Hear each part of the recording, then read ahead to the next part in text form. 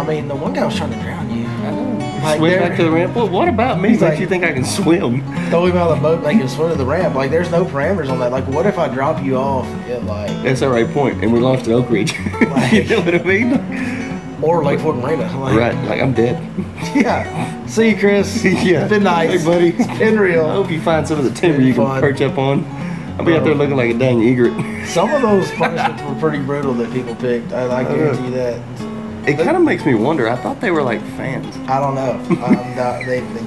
They say that your haters watch you the closest. I guarantee you. Well, welcome back to the Fish Life Podcast, folks. That's right. To my left, your right, as always, Billy Lawson, your Lake Fork guy. What is going on? I'm people? Chris. It's a great night because I get to punish my buddy again. I get to pick a punishment for my boy again. So we did the Build the Ultimate Angler contest last week, which I really enjoyed. Yeah, that was fun. It was a lot of We fun gotta to do that do. again. And I really enjoyed it because I ended up winning. Yep. So we'll talk about all that here in a minute. But, you know, it's going to be a good night tonight. We're going to get back to some tournament talk. Now we've got official tournament schedules have come back out.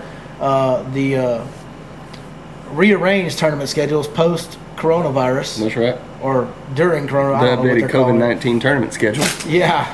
The adjustments have been made, you might say. And so we've got it all lined out now. We're going to discuss that and discuss all the different parameters of that in depth. And, of course, we're going to give you some Lake Fork current conditions. And we're going to talk about, review the Build Angler contest, who won, who lost, and give you the punishment for the guy who lost, which we all know is this guy right here. You lost, bro. I know, we already talked about it. We all knew you lost before we were done filming it. Yeah, well. So. Y'all definitely threw some good... I'll be much better prepared next time we do that. Because you opened my eyes to a few things. We got you. Well, whenever you said Edwin Evers, mental toughness right off the bat, I was like, dang it, I ain't got nothing like that. Because that's a big aspect of fishing, you know? That is huge. That might, to me, the mental might have deal is been the the dagger. biggest. Mhm. So, we're going to review that here in a minute. But right now, let's do what we do, man. You know, this channel's always been about helping people catch more and bigger fish. So, what's going on at Lake Fork and these East Texas lakes around here over the past week or so, and what do our viewers have to look forward to this week? I'll tell you what we finally got to look forward to. Looks like we're going to get a little break from the rain for a little while, okay? Mm-hmm. We're going to get some hot weather. I saw a 90 degree in there, saw some 85. I know tomorrow is going to be like zero wind. Tomorrow's Monday. We're filming this on Sunday, so tomorrow's going to be like zero wind, sunshine, 80s.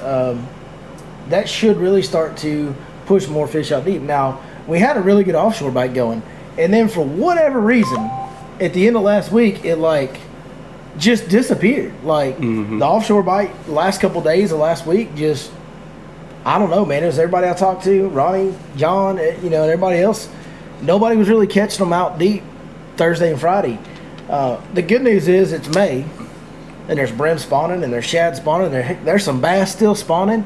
So we were still able to go out and catch some fish, and especially when we got around those brim beds, we were able to catch some really nice quality fish. We had a good week last week for big fish. We didn't just kill it on the numbers every day, but we did have a really good week for big fish last week.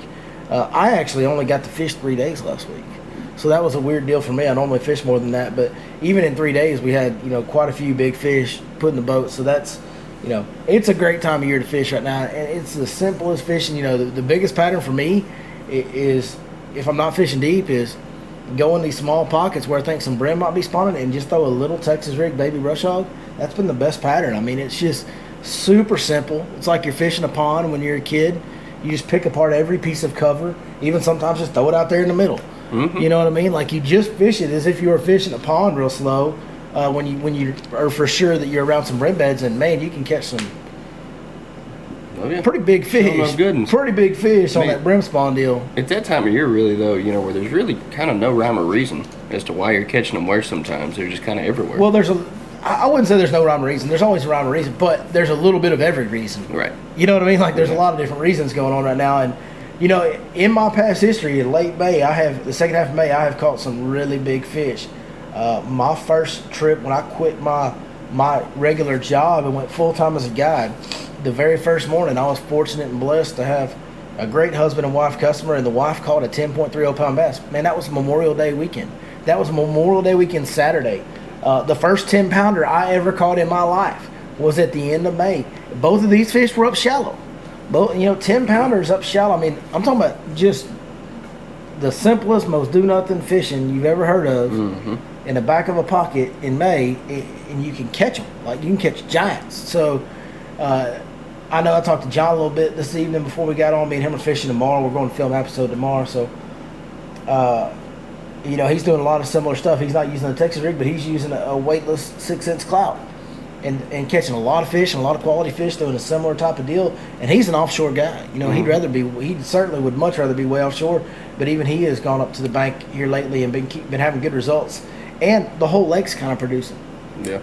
You know, it's a little bit of I've talked to some guys that are catching them way up on the northwest side. John's been doing a lot of his damage up on the northeast side. I've been right in the middle and down on the south end. So the whole lake is producing fish. And, I mean, the current conditions are, we said this last week, but the current conditions are go. Go fishing. Like, go. May is just such an awesome month, man. So many dude, you can go get a frog bite a little bit right now. Not a great frog. Yeah. Catch them on a frog and a buzzbait a little bit right now. Catch them on a spook a little bit. Like, man, there's a lot of ways to catch them right now. Oh, you know, customers ask me all the time when the best time to take a trip out to Lake Fork is, and May is almost always my answer. Yeah, May's really good. You know, if you like sight fishing, obviously April's kind of your best month, or the last 10 days or so of March are typically the peak of that, and then April's really good as well. But yeah, as far as just going out and getting bit and getting your string stretched, dude, May is about as good as it gets. Yeah, I don't think it gets much better. Other than the right day in November, maybe. I was going to say maybe the fall bite when it's at its peak. Yeah, when you get the right days. The thing about the fall, it's just not as consistent. You'll have bad days mixed in. May, pretty much every day, you're going to go catch them a little bit, you know. Well, weather's a much heavier influence. Unless it does what it did yesterday and it just floods. Dude. Like Lake Fork, it wasn't so bad down here where we're at, but yesterday Lake Fork just got like flooded. And now me and John, of course, we're going. This is the way it happens when you pull out the cameras and film, folks at home. We're going to film episode tomorrow, and the lake just like got flooded, like dirty water pouring in everywhere, flooded. Like crazy flood. Oh, dude, it was raining so hard yesterday at my buddy's house, I could hear his grass growing. Like, I'm telling you, it was raining so hard. Yeah, it was either growing or being beaten into submission. I don't know which one. I'm telling you. And, you know, I'll let you in on a little secret, and the listeners as well. I didn't fish my tournament yesterday. Because of the forecast. Because of the forecast. Yeah. And should have fished that tournament. Shout out to Dylan Watts. Shout out to D. Watts. Get you some. Part of the channel. He's on the channel all the time. Cash your check, Dylan baby. Watts went down there, I think, got third place and got him a check in that same tournament that you skipped out on. That's right. That's right. Good job, Dylan. We're proud of you, buddy. Boy. And I'm almost assured that he was using Fish Life spots because that's pretty much all he ever fishes. Oh, yeah. So he was on that Fish Life app looking at spots and got him a check in a tournament. Man, that's awesome. I also heard that he caught several that just couldn't quite get over that slot. His dad sent me a picture once, said, man, this was like a quarter of an inch not over the slot. If he would have caught, if this fish would have been a quarter inch longer, they would have won the tournament. Oh, yeah. It sounds like he had a really good day. That's good for him. I'm proud of him. He's a good young fisherman. You know? Yes, he is. Well, and you know, what he had going for him, too, is because, you know, the slot on Athens is 14-21. Yeah. We had Dinkmaster 5000 with him, so you know they were 14 and under. So you know that was not an issue. Dinkmaster 5000 was all over them under 14s, baby. He's like, man, this is my lake. Dylan knew what he was doing. I can win some tournaments on this lake, Jack. Under 14 inches, Dinkmaster 5000. Nephew, what you doing out there, man? I hope you're listening, dude. That's awesome. That is awesome. So, yeah, I mean, that's the current conditions are. You know, the offshore bite was good. It kind of faded. The shallow bite's really good. But I think this week that offshore bite's going to really come back into play. With the hot weather, bright sunshine, I think that offshore, it may take a couple days, but I think that offshore bite will start coming back into play. I can't wait for that. Because it's so much fun when you can go up there and get started and catch you a few up shallow and just kind of fishing. And then pull out on a couple spots and graph around till you find you a good school. Whack you a couple big heads out of a big school. And then go, well, y'all want to go to another deep spot or y'all want to go back to doing what we're doing? Like, you know what I mean? You just kind of do whatever you want to. It's so awesome. Go fishing, guys. Yes, go fishing in May, no doubt. Now, let's get to the contest. Because last week we did, for anybody that missed the show last week, we did a fantasy draft style, build the greatest angler of all time. And we each got to pick 8 traits from anybody we wanted. That's right. So you could pick like Greg Hackney's jig game, which is one of my picks. Or KVD's jerkbait game, which was one of your picks. And we all picked them. And my guy won by 1 vote. If you want to see the results of that draft, I would highly encourage you to watch last week's podcast because it was really fun. We had Ronnie Kelly on here. He picked one. I made one, and Chris did one. And so we had 3 anglers that we drafted, and then the viewers got to vote on who won. And It was a lot of fun making it. So if you missed that one, please go back and listen to it because it's a really good episode.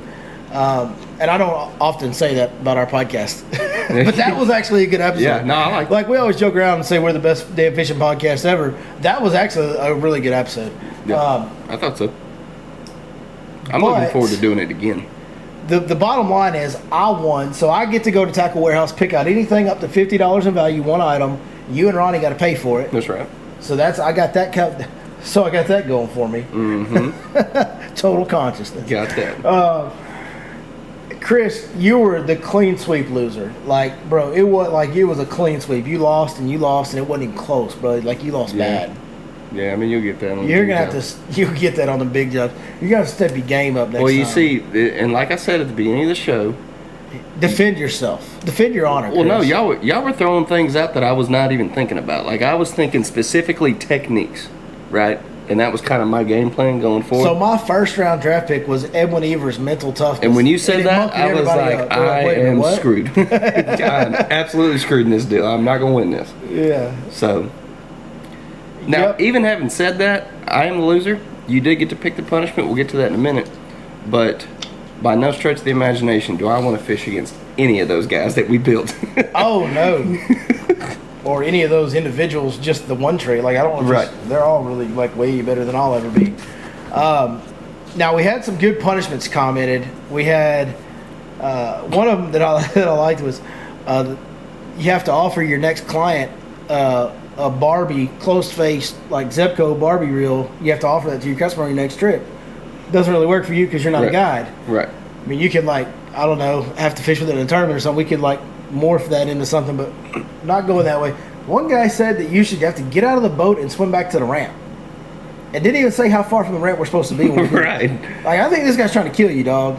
Yeah, I mean, I don't really know what's going on there. I'd like to get the specifics on that just to see how bad he does. We need to have him do a call in. Yeah. Said viewer. Said viewer, please explain yourself. Are you trying to murder Chris? Like, what's going on here? No, for real though, we would like to have you guys comment. Also, one thing I want to interject here is we kind of quit mentioning this, but if you guys want certain topics discussed, you want tips on a technique, you want to talk whatever you want to talk about, man, football, baseball, coronavirus, whatever you want to talk about, comment in the comments on here and let us know what you guys want to hear on the next episode, and we will never turn it down. We'll be more than happy, unless it's something that we just can't discuss, like you know, inappropriate, which is hard to get inappropriate with this group. Correct. Yeah, there's not much we can't. It's a pretty loose definition of that term around here. I was going to say, there's not much we couldn't make a show out of, I'm sure. That's true. So the punishment that I ended up picking for Chris, and it's a little bit of an inside job, so I'm going to explain a little bit. So Captain Ron, who was part of this fiasco with us, Ronnie Kelly, our buddy, he does a great job of keeping his tackle organized and picked up in his boat. Keeps all the trash picked up out of it. But this guy is harder on his boat than any person I've ever known. He breaks more stuff on his boat than any person I've ever known. And his boat is usually filthier as far as just dirt factor of anybody I've ever known. And somebody who's fished with Ronnie, obviously, said Chris should have to clean Captain Ron's boat. That would be a real punishment. I couldn't agree more. That is a real punishment. And so that's what we're going with. Chris is going to have to clean Captain Ron's boat. We're going to have it on the next episode. Next podcast episode, we're going to have a segment where Chris is cleaning Captain Ron's boat. And it's going to be horrendous. I just texted Ronnie before we started. I told him what we were doing, and I said, hey, dirty her up this week. And he said, got you, bud. So there's no telling what you're walking into here, bro. I can't wait for y'all to see how I dress for this whole ordeal. Wait a minute. We should make you dress in your other punishment, because you have another punishment that you were supposed to wear a certain outfit for losing at something. And then during the tournament, then your tournaments all got canceled or postponed. So we never did that. Right. So I think you should wear the outfit that you had to wear before. While I clean Captain Ron's boat. While you clean Captain Ron's boat and we film it. Fair. And we have to do it somewhere public, like where people can see you. Like we have to go to like a car wash in Tyler. Downtown Tyler. Let's go to a like popular car wash, maybe one in North Tyler. Yes. Better. Let's go to a North Tyler, and if you're from Tyler, you know what I'm saying when I say North Tyler. Let's go to a North Tyler car wash where everybody can see you washing a $70,000 boat And this is now remind us of the outfit here. So it's purple Crocs, pajama pants, and a Hawaiian t-shirt. Like a Hawaiian button-up t-shirt. And I have to have lightning bolts shaved in my head. I got to put lightning bolts in your head. Yep. And then you got to wash a car in, what was it, purple Crocs? Purple Crocs, pajama pants, and a Hawaiian button-up t-shirt. Yeah. Yeah. But I just got a haircut. You did. Well, I could get them up here. I got a low fade. Just don't touch it this week. Right. And I'll be able to get them out, maybe a little high on them, but I'll get some bolts in there. Right. Problem is, all you blonde guys, they don't show up real good. Cuz. Huh? Yeah, they do. So maybe here's what we're gonna do. We're gonna cut the lightning bolts in, and then I'm gonna take like a chartreuse, like a neon green marker light, and color it in where I put the lightning bolts at. All right. You down? I'd rather just use like a marker, but that's what I mean, like a marker. Okay. Well, not like a Sharpie. Okay, not a spike it marker. No, not a spike. Because I know you. Yes, a spike I know you. I know you. Yes, let's use the spike it pen. No, we ain't doing that. I ain't. We'll get one of the red or blue ones, and you do the spike it pen. Come on. No, man. I can't. Oh, good grief. I mean, you can do any color marker you want, but it cannot be a spike it marker. I am not smelling like. Comment below what color the lightning bolts need to be in Chris's head, because I'm gonna put a Sharpie, whatever color y'all say. We'll pick a color and do it. I like it. A Sharpie? Yeah. Okay, I was gonna go with like a regular Crayola marker, but whatever. Same thing. Right.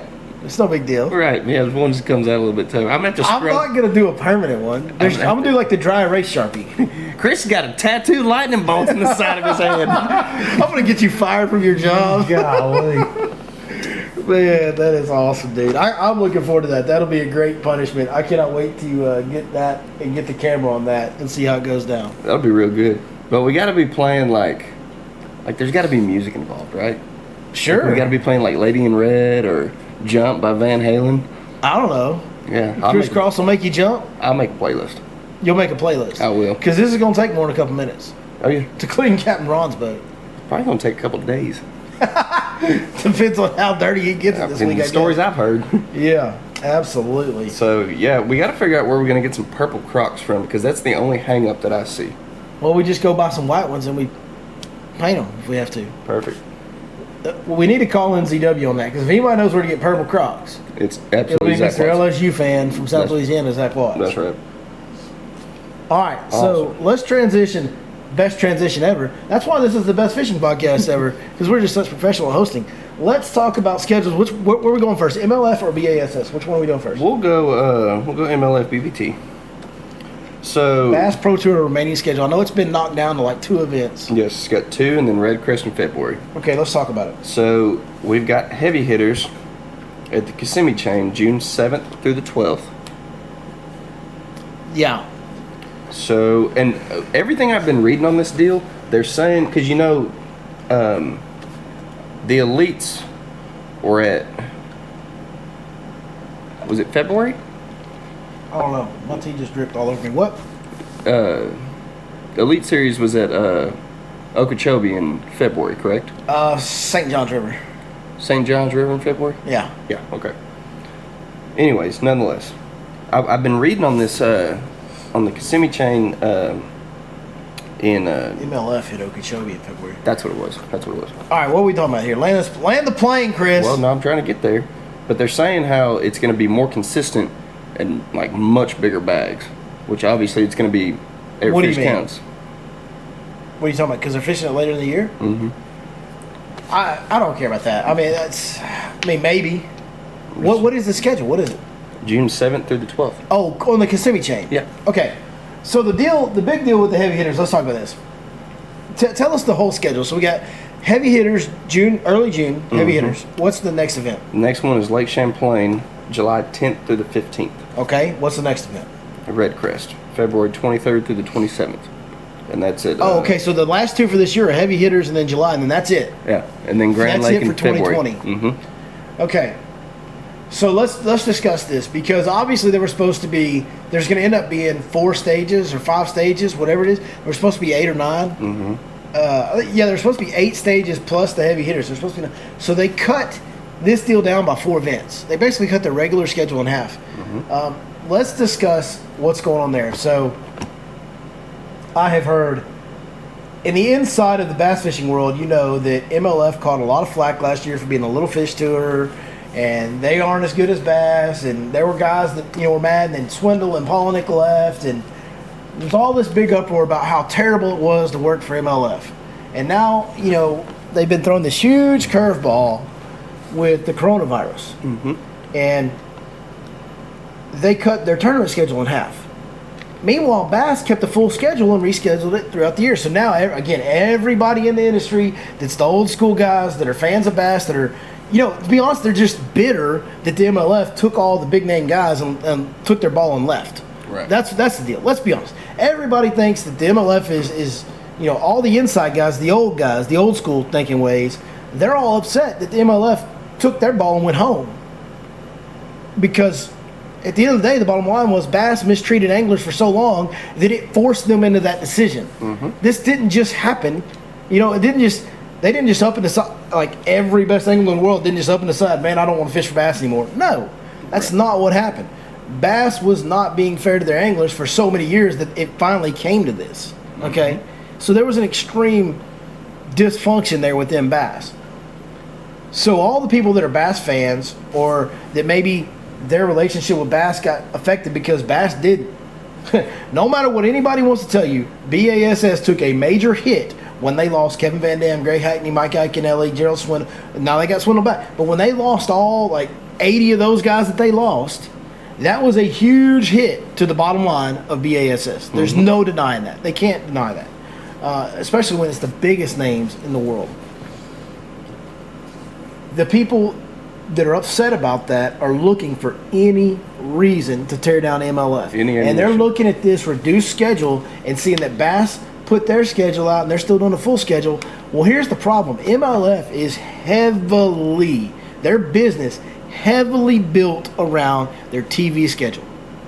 Their TV, they have better TV exposure, more TV time on bigger networks, on prime. Dude, their Red Crest was on CBS. When the hell have you seen a bass fishing tournament on a national network, on syndicated television? Like, this never happened.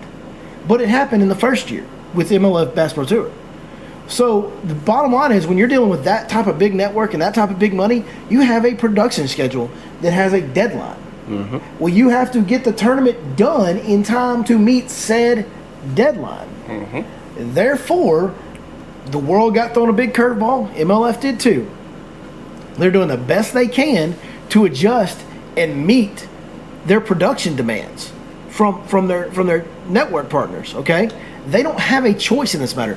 I'm 1,000% sure that everybody involved in MLF would rather schedule them for later in the year and still have the tournament. Problem is, they can't, because everything they do has to be done in time to meet that production schedule for the Discovery Channel, for CBS, for everybody else. Yeah, the way it works is it's all blocked. And they have a deadline date that they have to produce the show by. Okay, we're not talking about the live coverage, folks. We're talking about the actual show, which, yes, live coverage for all of us hardcore bass fans, we love watching it live. Mm-hmm. At the end of the day, there's 1 million more eyeballs. I don't know what the real number is, probably not 1 million. Whatever the real number is, there's a lot more people that watch the actual TV show. You get a lot more advertising dollars based. You don't get as many advertising dollars based on your live coverage as you do on your TV production. Even for B.A.S.S on ESPN, they get more money out of their TV show than they do their live coverage. That's right. So they have to take care of that, and that's why they had to cut the schedule in half. They did the best they could. They communicated with anglers throughout this time. I'm sure there were plenty of anglers that weren't happy about it, but they did the best they could with an unbelievably difficult hand that was dealt to them. That being said, they tried to also give the anglers of the Bass Pro Tour another option. They opened up the FLW Pro Tour circuit, okay, which MLF now owns. So what they did was they said, okay, all 80 of you guys that fish the Bass Pro Tour, you're free to enter any of the FLW Tour level events that you would like to enter. You can join that field. Now, those entry fees aren't paid for. They're not. But that's two different tours. Right. The Bass Pro Tour deal, their entry fees are still paid for. But they gave them an opportunity. Okay, you want some more tournaments because we're not fishing this one as much? You can join the FLW field. I think that was a really good move on their part. The guys don't have to. I'm sure there's a lot that won't. I'm sure there's a lot that will. I was just fixing to say, I wonder how many are actually going to follow through with that. I don't know, man. So many of those guys are just addicted to tournament fishing. They will. Right. I know that if I was in the situation, I probably would. Oh, right. Just because Jacob Wheeler's going to. Yeah, He's addicted to tournament fishing. Right. The only people that this kind of stinks for, and I mean, when you're at that level of fishing, do you really have a leg to stand on this side of the argument? But the guys that were on the FLW tour, I wouldn't be real happy if I was them that I got to now compete against Jacob Wheeler. No. I mean, I get to be the best, you got to beat the best, but I mean, at the same time, there's a reason I'm on the FLW Pro Tour. I mean, I'm not shots fired, I guess, but it's not the way I mean it. Well, bro, I'm not on the Bass Pro Tour because I'm not good enough, and a lot of those FLW guys are trying to get correct. Trying to prove that they are good enough. That's right. Okay, and a lot of them will have the right mental outlook and say, okay, this is a great opportunity for me to prove myself. Correct. And a lot of them will have a negative mental outlook and be like, this isn't fair. And in life, in general, I mean, when you start playing the this isn't fair game, dude, you're going to lose. I mean, it is what it is. Right. This whole year isn't fair to anybody on earth. Right. This whole year has not been fair. That's right. You just got to take what you get in these situations, and the bottom line is, I know this in anything: if you outwork your competition, you're probably going to do all right. Mm-hmm. And so just put your head down and grind and work. And the guys that embrace it with that kind of a go-get-it attitude, I'm sure, will probably have some really amazing moments where they compete against some of their heroes and idols and beat them, and it'll be a big deal for them. Because that's the way fishing is. Anybody can get beaten on any day in fishing. That's right. For sure. So I think MLF, for all the evil empire image that everybody wants to try to put on them, well, if you look at it from an objective perspective on everything they've done, they took 80 anglers or whatever it was, 80 total anglers, but they pulled all this talent pool from B.A.S.S, pulled a few from FLW, made this best tournament fishing talent roster we've ever seen assembled. Hands down. This is the best one. Then they take that tour, set it up to where those guys don't even pay an entry fee. Never been done before in the world of fishing. Then they get the best television and best marketing exposure that's ever been seen in the industry. We're on CBS now. Never been done before in the industry. I just, there for a little while, I was drinking the Kool-Aid because so many people were preaching it. When I sit back and look at it from an objective perspective, I'll look at what MLF has done, and it really seems like everything they've done has tried to be to A, take care of the anglers that are participating with them the best way they can, no matter what pops up, and B, to do things to move the sport forward and grow in a way that it's never done before. And they are doing it. They are accomplishing these tasks. Bro, could you imagine a worse year to have a startup business? Right. Other than 2020? And here they are getting thrown that curveball. They're still doing everything they can, making exceptions, moving pieces around, trying to take care of their anglers, still meeting their TV deadlines, doing everything the very best way they can. And people are trashing them for it, dude. And I don't know what the hell it is in this bass fishing culture that if somebody's new, they got to trash you. They just got to trash you. I mean, I see it at Lake Fork all the time. I went through it at Lake Fork. I still go through it a little bit at Lake Fork.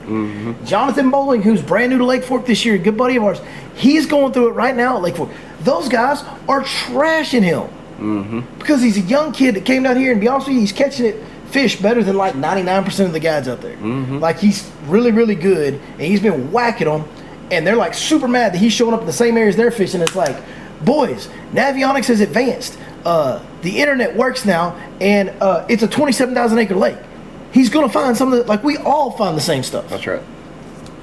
One guy got mad at him for fishing a spot that's 50 yards from a boat lane and shows up like a alarm bell on Navionics. And he's mad at him for fishing there. I'm like, why are we like this in bass fit? Why is there such an ingrained culture of everybody's you can't change this, you can't, any kind of change or anything that's new. Listen here, you grumpy old bastards. Get over it, dude. The world evolves. You know what I'm saying? Coronavirus. You know what I'm saying? Yeah. I'm with you. The world evolves. We can't just keep doing. Guess what? New people are going to come in, and some of those new people are going to be better than the old people, and some of those new people aren't. And you know who gets to decide that? The viewers, the fans, and the customers. In my business, it's guide customers. In tournament fishing, it's fans and viewers. They're going to decide who they want to see by their eyeball time. Okay? MLF, so far, is whipping everybody in eyeball time on TV. Oh, yeah, it's not even on close. TV. Yeah, it's not even close. Live coverage, I don't know. I don't know those real numbers. I hear contradicting things. I don't know. I know on television they're whooping them based on the networks that they've gotten involved. Not even just that. The time that they air. Well, and bro, look, here's the bottom line. The MLF format, it was proven when it was just the Sun Cup. It's just a better TV product. Mm-hmm. Like when you've got that buzzer beater scenario and that live scoreboard updating all the time, and every angler knows where he stands, it creates a better opportunity to tell a story. It creates a better opportunity for drama, and it's more like a real sport that you watch on TV. Like, could you imagine watching a football game and you don't know what the score is? Mm-hmm. Like, okay, you guys play against each other, score as many touchdowns as you can, and then we'll figure it up at the end. What? Right. So now we're like in the last minute to go. We don't know if we need to hurry up or we need to clock it. Like, we don't know.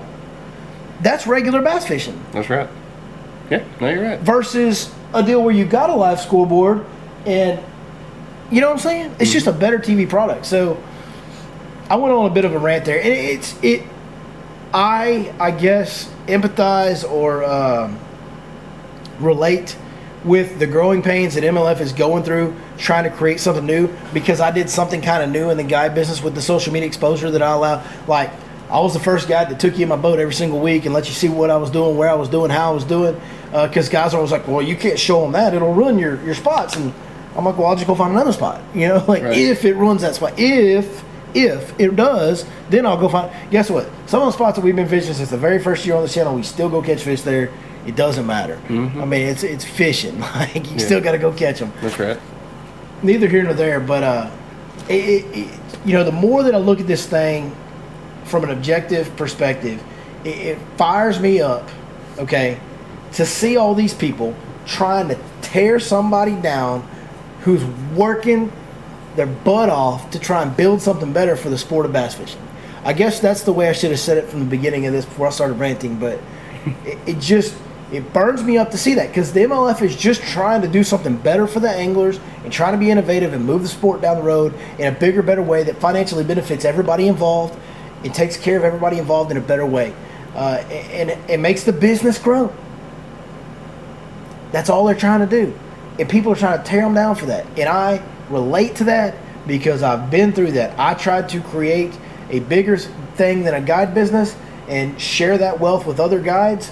And I'm the antichrist among the powers that be up there at Lake Fork. Man, not the powers that be, but, you know, the older guys, the inside group, whatever. There's certainly a group of them up there that, I mean, they think I'm the worst thing that ever happened to this. In fact, I just got a text this week telling me that I was the joke of the lake, disgrace of Lake Fork.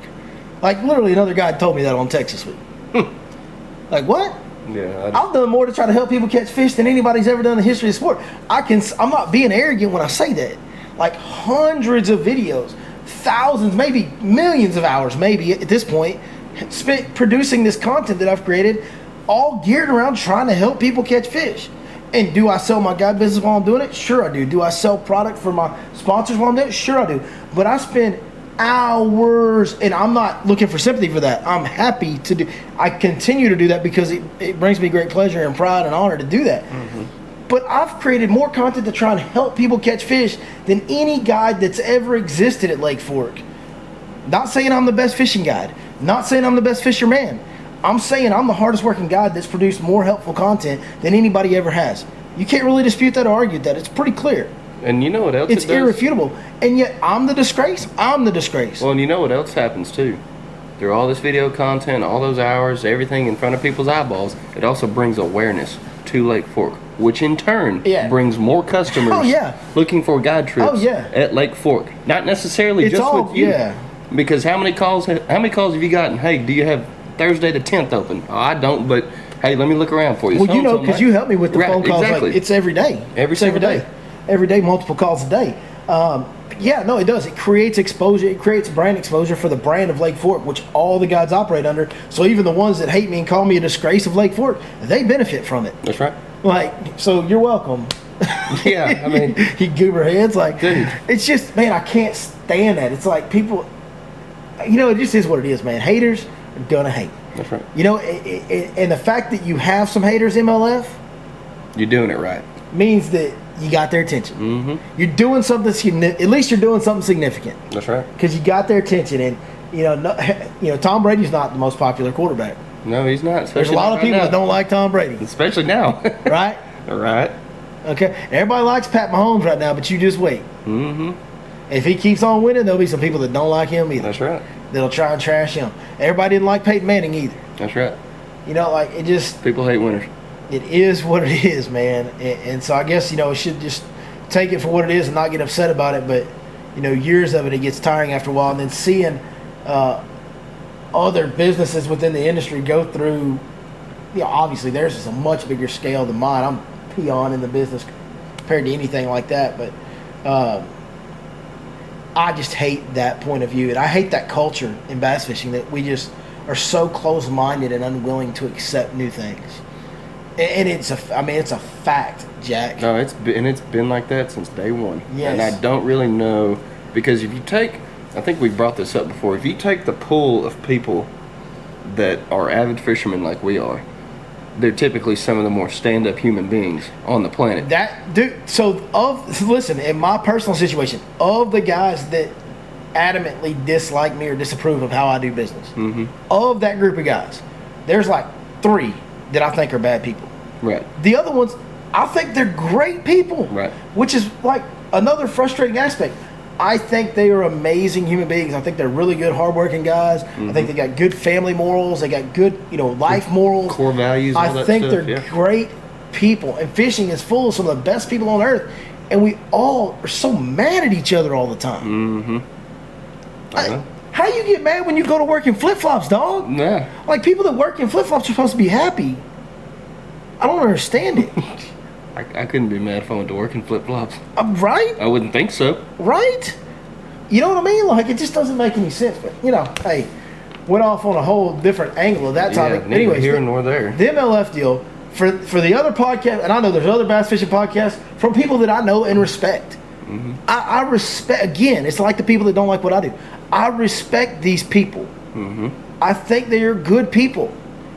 I just can't get on board with that perspective of, the MLF is evil. And once they start thinking that way, they try to pick everything they do apart, like this schedule adjustment, and try to make it like it's something that it's not.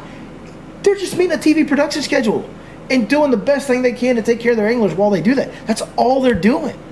It's insane, man. They're keeping the train on the We track. need to stop the madness, people. ELE, baby.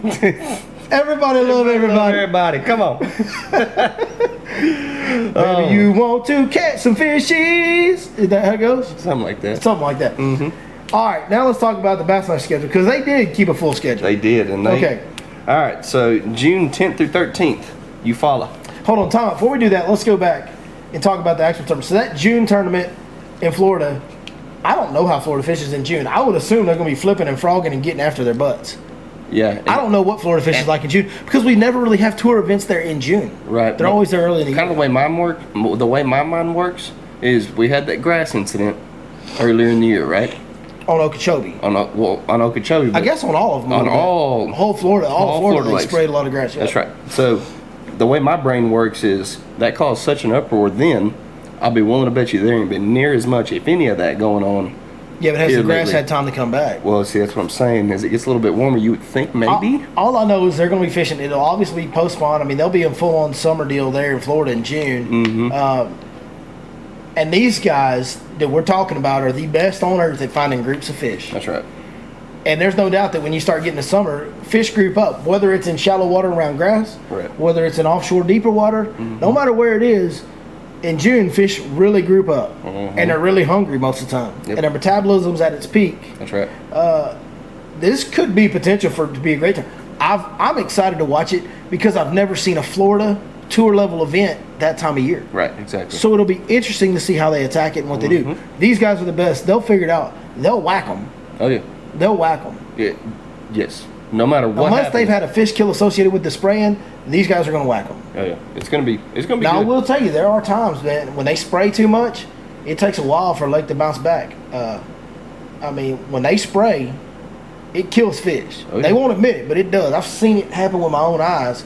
It kills fish, and it can run fish out of an area, make fish go out in the middle of the lake and suspend, and make fish feel sick and they don't feed, and it can really negatively affect the fishery. So, oh, dude, I've caught some 22+ inch fish that were just poor as all get up. Yeah. That happens. That happens when they spray a lot. It'll be interesting to see what type of shape the fishery's in. So, yep. I really don't know what to think about that tournament. I just know it's gonna be an interesting new perspective on Florida fishing. So I'm gonna enjoy watching it. But here. Even if they struggle, I'll enjoy watching it. Here, MLF and BPT goes again though, go in a different direction. They do. They go different. They like that. You know what I mean? And so it's worked out pretty good in their situation. I like it. I hope they whack them. I mean, either way, like I said, it'll be interesting to see that new perspective. I'll be looking forward to seeing that. Yep. And then they've got Champlain in July, which that should just be a whack fest. A bunch of fish caught. Mm-hmm. I mean, a bunch of. I mean, yeah, 2 pound minimum, but dude. Champlain's got good. It's got healthy fish, and it's got a lot of them. A lot of 2 to 3 pound fish. Like we're going to see a bunch of 2 to 3 pound fish get caught in some 4 pounders once in a while. Maybe even a 5 pounder if they get lucky. But that frog come into play out there too. Frog might be a thing up there. The deal is somebody gets on one of them big giant schools of smallmouth offshore. Yeah, and it's just traditionally in a 5-fish tournament on Champlain, largemouth were in play. Right. Because largemouth obviously will get bigger than smallmouth. They're way more. They just weigh more than smallmouth do. Right. They're bonier. They're denser. They weigh a little more. So always on Champlain, guys would catch smallmouth, but a lot of the time in the tour level events, it took some large heads to win the tournament. Right. But that was in a best 5 event. Now, with every fish counts, dude, you talk about bringing somebody like a Aaron Martins. I don't know if Aaron Martins is going to be healthy enough to fish by then, but Aaron Martins, Brent Ayler, these guys that are, offshore drop shot guys, find a big school of smallmouth, and dude, they might catch 60, 70, 80 fish in a day. And they're all going to be damn near 2 pounds. They can all catch, they can get on a school of 2 to 3 pound smallmouth and just catch however many they can catch. You could get some stupid numbers there if that goes down. That should be awesome to watch too. That'd be a good one. I'm excited. The thing I love about that format, it brings so many new aspects into play that we just don't really have. And I think maybe that's what a lot of people don't like about that format. It brings a lot of things into play that we just don't really have experience watching. We don't have a really good perspective on. We don't know what to expect. Like, Chris, if me and you go out fishing and you go catch 5 fish that weigh 30 pounds, you whacked them, bud. But if I go out and catch 35 fish that weigh 80 pounds, you stroked them. I whacked them too. Yeah. But I only got like a 2.5 pound average. Right. You got a 6 pound average. Yeah.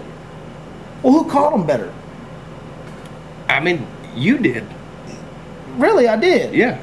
I had the pattern dialed in better. You got some big bites, which is great too. I mean, I go back and forth on this. Again, I think it's just we don't have a real perspective on it. We can't quite put a handle on, okay, well, what's better? What means more? What's tougher to accomplish? Man, I don't know. I just think if in that situation there where you catch 35 fish for 80 pounds, you were more dialed in. You were the better angler that day. Yeah. I understand it is harder to catch bigger fish. Yeah. But there's also a big luck factor involved in that, and I'm a firm believer of that. I would have to disagree with that. At times. Because I've built a career based on catching bigger fish, and I'm not a numbers guy. I don't catch as many fish. Well. But I've built a career on catching bigger fish. Yeah. I mean, no, there is some strategery, as they say. That's a real word, by the way. And there is. That's a real word, by the way. Just for your average. No, you got nothing on strategery. You're just going, wait a minute. It's a great word. We're not just going to blow past that like you didn't just say what you just said. I mean, I make up words too. It's cool. Wait a minute. Strategery. Yeah, there is some, strategic aspects of trying to target the bigger fish. There's no doubt about that. Right, but I'm just saying, for just your average weekend angler that goes out and catches a random 8-pounder.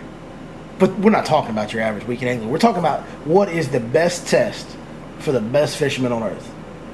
This is the one thing that I go back and forth with on MLF. Yes, you're right. Is it a better test to catch 5 and count the best 5? I think in most instances, these guys that are the best in the world on the same fishery, the guy that catches the most total weight had the better day. Because in most of those instances, okay, the guy that's catching the most weight is also catching the bigs too. Like, it's not like his best 5 would have been 15 and your best 5 would have been 30. That doesn't ever really happen in this deal. Right. His best 5 may have been 20 and your best 5 may have been 25. Yeah. But he caught a lot more numbers, so he had a better overall day. Mm-hmm. Just because you got a couple of bigger bites doesn't mean you had a better overall day. Yeah. Like, in most instances that I've seen so far unfold on this Bass Pro Tour, the guy that catches the most total weight had the best day. Yeah. I can talk myself in a circle on this. I really can. MDJ didn't have the biggest average on fork. Mm-mm.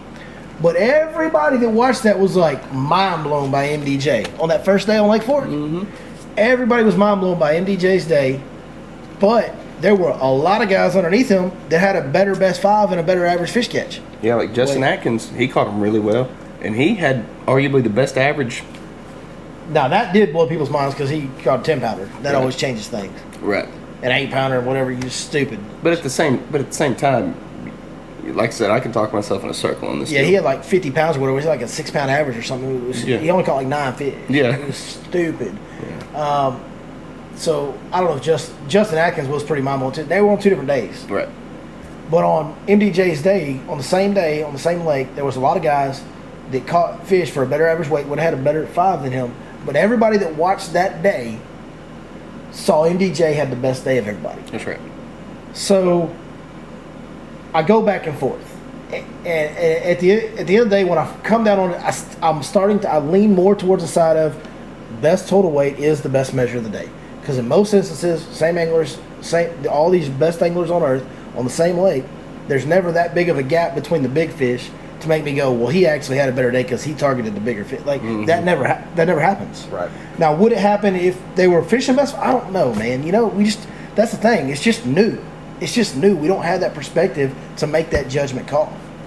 And really, the only thing that's going to kind of answer this question for us going forward is to see how many of some of these B.A.S.S guys come and fish against those guys. You know what I'm saying? Like, how many jerseys are going to change?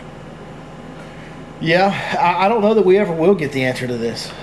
I think what will happen is you'll end up having some that like one. I think this is the other thing. It just brings more eyeballs to the sport because now we've got a tournament for those that like Best 5. You've got a trail with some really good anglers on it. Mm-hmm. Still has some of the biggest names in the sport on it, especially now that Swindle and Polnick went back. Mm-hmm. And I'm sure there's a few more going back. I'm assured through some inside talk, there's definitely some more still going back. So you'll have the B.A.S.S tournament for Best 5 guys that want to watch that. You'll have the MLF tournament for total weight guys that think that's the better weight. And then you'll have guys like us that are going to watch both. That's right. You'll have a lot of people that are going to watch both.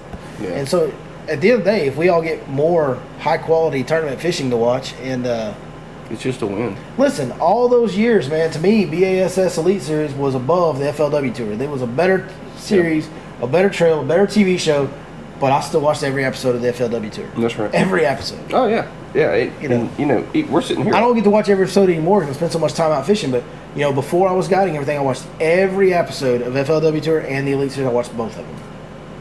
Yep. I'm excited. I'm excited, too. So let's talk about the B.A.S.S schedule. All right. So June 10th through 13th, Eufaula. Lake Eufaula coming up. Coming in hot. Coming in hot, as they say. Then July 14th through 17th, Cayuga Lake. Ooh, whoa. Up in New York. Think about that travel schedule. Ouch. Oh, it gets better. So they go from Alabama. We're talking about Lake Eufaula, Alabama. Yeah. All the way to Cayuga, upstate New York, which is a great fishery and a great time to be there. Correct. Okay, now where are we going? And then 2 weeks later, July 23rd through 26th, we go to St. Lawrence River. Well, that's right down the road. Well, but still, it's still a 2-week turnaround. Yeah, but they're like right next door to each other. Okay. Wait a minute. That's the St. Lawrence River up north. Up north, yeah. In New York. So that's a really easy travel schedule. They're going to be in New York 3 tournaments in a row. So that's actually like they got that week in between. They almost got like a little vacation time there. And then after that, little vacation time in upstate New York, Canadian border in the heat of summer. Like that's a pretty good deal. I'm in. I'm in if I'm on that deal. Then July 30th through August 2nd, they go to Lake Champlain. So that's the week after the St. Lawrence River. Mm-hmm. So that right down the road again. So that's all easy. Yeah, that's good. And then August 20th through 23rd, St. Clair. Ooh, dog. they're going to beat on some smallmouth up there on that swing. I mean, they're going to 5, beat 6 on pounders. some smallmouth. Yes. And then October. So then we got about a month off. October 8th through 11th, Santee Cooper in South Carolina. Yep. And then October 16th through 19th, they go to Chick. And then November 5th through the 8th, Texas Fest. Lake Fork. Lake Fork, November 5th to the 8th. That is about as, that's right in, I mean, that is, the fall bite peak is right then. They're nailing it. They're nailing it. They're nailing it, dude. Like, they're hitting a home run on that timing. As far as they have to come fish a fall bite on Lake Fork, that I always tell guide customers when they're booking trips to Lake Fork for the fall, they always ask, well, when's the fall bite good? I said, October 15th to Thanksgiving. They're right in the middle of that, dude. Mm-hmm. Like, that's the peak of the fall bite. Now, that's going to be an interesting tournament because you talk about a bunch of different ways, like, not a bunch of different ways, but there's going to be guys that are going to fish shallow. Mm-hmm. And there's going to be guys that fish deep. Yeah, there's going to be dome. Yeah. Like, it's going to be one or the other. Mm-hmm. You have guys that are way out in the middle of the pond and guys that are way back in the creeks. Like, you know what I mean? Mm-hmm. That ought to be, that'll be a good tournament. Now, let's go back through there item by item and talk. So, Lake Eufaula, Alabama is when? June 10th through 13th. I don't know much about Lake Eufaula, Alabama. I'm don't assuming either. it's a Tennessee River lake. Yeah, and I know it's got a lot of fish in it. It's got a very healthy population of So, fish. it should be like a ledge type of tournament, Yes, offshore deal. typically. Yeah, that'll be a good event. You know, anything on the Tennessee River in June, that should be good. And then we go to Cayuga Lake. Cayuga. I love Cayuga Lake, man. I've never been there, but They've got some big fish. I love Cayuga Lake as much as you can love any single lake that you've never been to. And I'm gonna tell you, Greg Hackney made me fall in love with Cayuga Lake. That tournament, you know, several years back that he won, flipping a big jig on some outside deeper grass lines. And I talked to Greg Hackney about that lake personally. And he said, man, he goes, you know, the deal is you go up there up north and it's fun to fish those. He said if he could fish anywhere on earth, he would fish upstate New York. Really? That's his favorite place to fish. He says, man, you go there and you just catch fish. He said, you just catch them and catch them and catch them. He goes, these fish, they're under ice for half the year. Nobody touches them. Mm-hmm. They're just easy to catch. And but he said he really likes Cayuga Lake because the deal is on Cayuga Lake, you know, it's like down here in a Rayburn or Toledo, you know, most of those lakes you go up there, you might, if you're on it right, you get 5 for 20, 5 for 18, 17. Yeah. On Cayuga, you might mess around and catch 30-pound bag. Like, Oh, it's got some healthy ones in it. it's got some big, like Cayuga just has some bigger fish for that area, but they still bite in numbers and easy to catch like the rest of those lakes. So that's actually Hackney's favorite place to fish, which makes me go, since, you know, I worship everything that is Greg Hackney pretty much. Yeah. No. It's getting a little weird between me and Greg. I'm going to be honest. Even I'm getting uncomfortable with my affection for Greg Hackney at this point. I don't really know what to think about it. I don't know what to do with my hands. The bromance is real? Is that what you're telling me? It's making me a little uncomfortable. It is. Is it hot in here to y'all? Yeah, exactly. But yeah, anything he likes to fish, I'm gonna like to fish because the reason I'm such a fanboy of his is he fishes my style. Yeah. Like he fishes, we were very similar minded in our thought process and all that. So that'll be fun. I can't wait to watch that Cayuga. I love it watching them on Cayuga. It's a really awesome lake. Yep, I've got several episodes of Bassmaster on my DVR at home. Yeah, from Cayuga. It's awesome. I still watch It's them. so cool. What's the next one? St. Lawrence. St. Lawrence. So that'd be smallmouth. Yep. It always is. They go there every year. St. Lawrence was actually voted the #1 fishery in the country a year or two ago Yes. on the Bassmaster Top 100 That's right. list. It was voted #1. It's got big smallmouth and it's got a lot of them, and it's got some largemouth. It does have some largemouth. Could play in that tournament. They could play a little bit in that tournament, but traditionally on St. Lawrence, it's a big smallmouth deal. It's probably the best smallmouth fishery in the country for big smallmouth. So. All right, then we go to Champlain, Champlain, and what time of year? July 30th. When? And MLF's going to be there right before that. MLF is going to be there. Like just a few weeks before that, I think. Yes. They are going to be July 10th through the 15th. So, yeah. No, right. they're at Champlain. Yeah, that's right. So they're going to be there 2 weeks before 2 weeks Bassmaster comes there. So that should be cool. That'll be a really good comparison. You know, we're talking about we don't have any perspective on the two different models. That'll be a really good perspective on the two different models. The same fishery within 2 weeks of each other. Especially the time of year it is, too, because the weather's not going to throw as much of a curveball. Right. And so you're going to have pretty similar conditions, more than likely. Yeah, that's what I mean. Within 2 weeks of each other, same Yeah. fishery, that'll be really good to compare those two tournaments and see kind of, okay, which one is better, a better test, and which one do you enjoy watching more. Like that'll be a good, for those that are on the fence like I am, don't really know, that'll be a good perspective builder right there. So I'm going to go ahead and, spoiler alert, the second week of August, our podcast is going to be geared towards the Lake Champlain comparison. Oh, 1,000%. Yeah.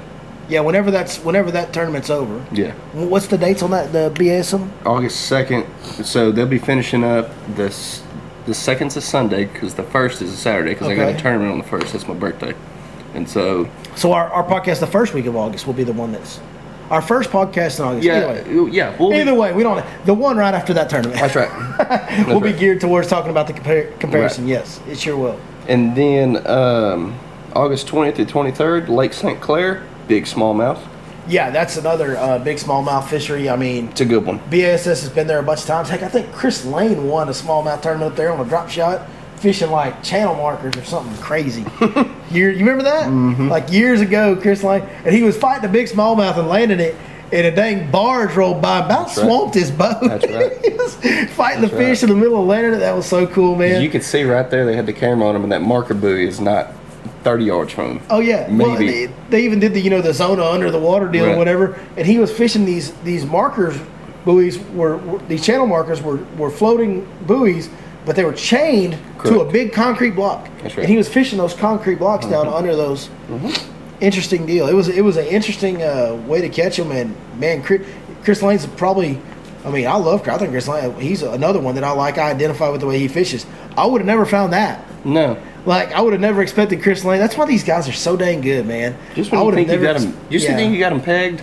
Nobody would have bet on Chris Lane to be fishing out on a river channel edge. Man, I know how Chris Lane fishes. Yeah. Hey, is that boy fishing a marker buoy? Oh, okay. Oh, he's going to win the tournament? He's out in the middle of the pond fishing a concrete block on a river channel Cool. edge. Like, that's crazy stuff. But no, that should be another good. I mean, they've got a great schedule. They've got a great readjusted schedule. And then we go to October in Santee Cooper. Yep. Right? Yep. So Santee Cooper in October. Santee Cooper is a great. If you don't know, Santee Cooper is a great fishery. It's one of my favorite fisheries on earth outside of Lake Fork. It's going to be a slugfest. It should be. The thing about that fall deal is sometimes you can get on like a little fish deal. Mm-hmm. You know what I mean? That's true, yeah. Sometimes in the fall it can be harder to separate the bigger fish. But them guys will figure it out. I mean, Santee Cooper is just an amazing fishery. And then about a week later, we're at Chickamauga. Chick in October. That'll be a deal. I bet you that'll be a deal. The thing about Santee Cooper is going to be all shallow fishing, I believe. I believe in More than October likely, yeah. on Santee Cooper they'll be fishing all shallow water. October on Chick, however, is going to be a lot like the November Fork tournament. Mm-hmm. There's going to be some guys fishing shallow. Mm-hmm. Like there'll probably be a chatterbait deal in the grass and that deal going on. But there's going to be some guys out there on some offshore schools that going to catch them up too. Like it'll be interesting to see whether that tournament's won shallow or deep. I love tournaments on Chickamauga. Love them. Chickamauga is a great fishery. You think about the turn. I mean, they've got a great schedule. They do. Yeah, yeah. You think, that's about as good of a schedule as you can come up with. They're going to hit Cayuga, then they're going to hit Champlain, then they're going to hit the St. Lawrence and St. Clair, which is amazing for smallmouth. Mm-hmm. Then we're going to leave the smallmouth country. We're going to come down here in the fall. We're going to hit Santee Cooper, Chickamauga, and Lake Fork to wrap it up. Good Lord. Mm-hmm. That is big fish, big fish, big fish. Like, are you kidding me? Holy cow, man, that's a great into a schedule. So that first week in November at Lake Fork, I don't mean to skip over Chick, but I'm going to go ahead and make my pick. Oh, boy. Stetson Blaylock. Stetson Blaylock. He's had really good outings at Texas Fest. Yeah, he has.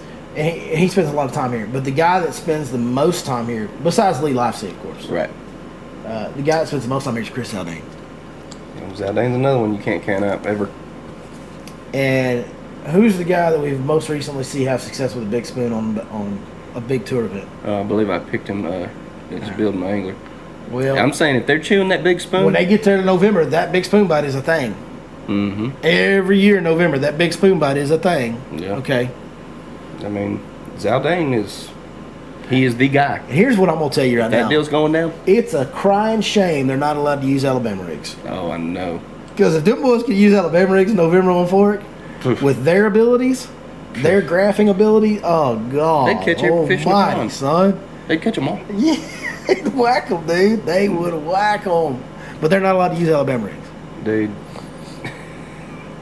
It would be cool. You know what would be really, just from my personal perspective, would be like so cool to see. And I'm not saying that bite could be shallow cranking, shallow flipping, frogging, chatterbaiting, deep cranking, Carolina rig, jig. I mean, that bite could go there's a lot of ways to catch them in the fall. But what would be, so I'm not saying this is going to be what happens, but what would be really cool for me personally would be to see a Bassmaster tournament get one on Lake Fork on a flutter spoon, on a big spoon. That would be so. The lake where it was invented. It started The here. technique was invented by a personal friend of mine, and to see a tournament at the highest level won on that technique on the homeland, that would be epic, dude. That would be so epic for me personally. You know, I would not be upset to see Zaldane win it on a big spoon at all. I don't care who wins it on the big spoon. I just want to see it won on the big spoon. I think that'd be really cool. You know, here's one thing that we haven't talked about now. Lee Livesey. I mean, he's got as good a chance as anybody. So let's talk about that for a second. So when they come here to Lake Fork in the fall, okay, I'm going to go out on a limb and say that almost none of those guys have fished Lake Fork in the fall. And I'm going to tell you why I'm going out on a limb. Because I've been on that lake every day, more or less. I've been on that lake 4, 5, 6 days a week for the last however many years. I never see those guys here in the fall. Right. They only come here in the spring and summer. Right. Like they're either here on vacation, filming TV shows, or getting ready for a tournament, but it's always in the spring and summer. I never see them here in the fall. In fact, most of those guys by that time of year are in the deer blind somewhere. That's right.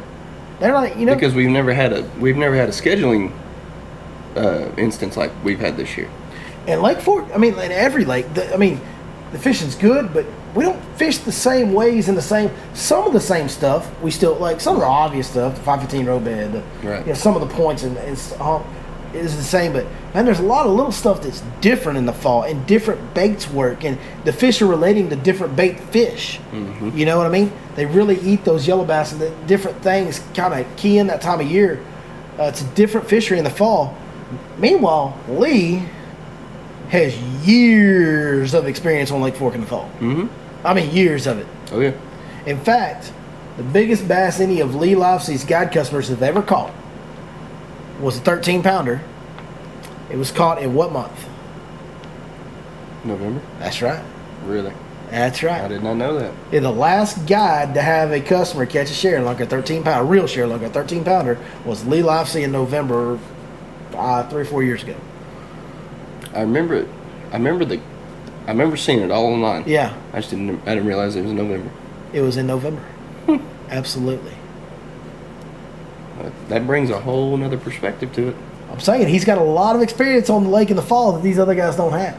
Now, they're the best in the world. Them guys are going to figure it out. Okay. He ain't going to just walk away from it, but he might have a little bit of an edge there. Right. Maybe, maybe. He might at least have a milk run before he gets down here. It'll make his practice a lot easier. Learning curve, like his starting point in practice is going to be way advanced. Correct. Now, those guys are real good. They might catch up real quick, but he will be way ahead of them on day one of practice. On hour one of practice, Lee's going to be way out in front of everybody. That's right. You know what I mean? I think. Man, that's a lot to look forward to. Hey, I applaud B.A.S.S for keeping their schedule going. Seems like obviously they have a little more flexibility with their TV production schedule. Yep. And they've had the same one partner for a long time. So I'm sure they do have more flex. And plus, their shows show on reruns throughout the year, so they can just fill one of those slots with a new show. So they got some flexibility there, so that's good for them. And I'm really excited that they got to keep their full schedule because it's going to be fun to see these tour guys fish in the fall. You know what I mean? Like, we don't normally see that.